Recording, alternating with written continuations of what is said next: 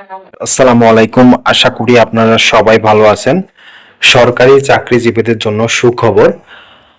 আপনারা ইতিমধ্যে জেনে গেছেন যে বাংলাদেশ সরকার সরকারি চাকরিজীবীদের জন্য 50% হারে বেতন বৃদ্ধি করতে যাচ্ছে।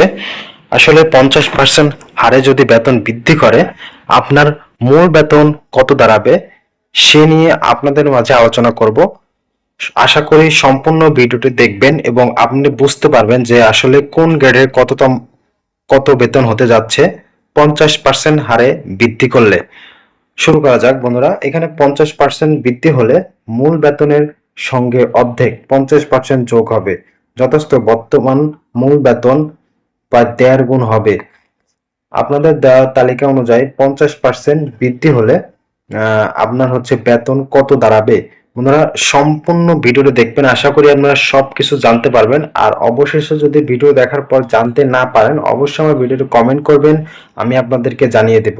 এখানে 20তম থেকে শুরু করে বন্ধুরা 20তম গ্রেডে আপনার আগে ছিল হলো 8,250 টাকা, এখন হয়েছে 12,375 টাকা হচ্ছে আপনার মূল বেতন দাঁড়াবে 50% হারে বৃদ্ধি হলে।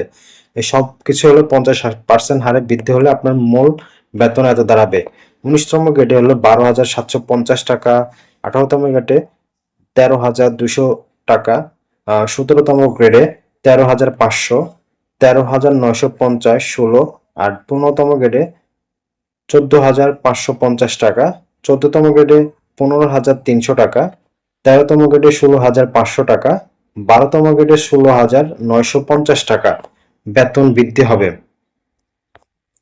বন্ধুরা তারপর দেখতে পাচ্ছেন হচ্ছে 12 আছে 16,550, তারপর 11 হলো 18,750, 24,000 টাকা 10তম গ্রেডে, আর 9তম গ্রেডে হলো 33,000 টাকা, 8তম গ্রেডে হলো 34, 7 নম 43,500, 6 53,250।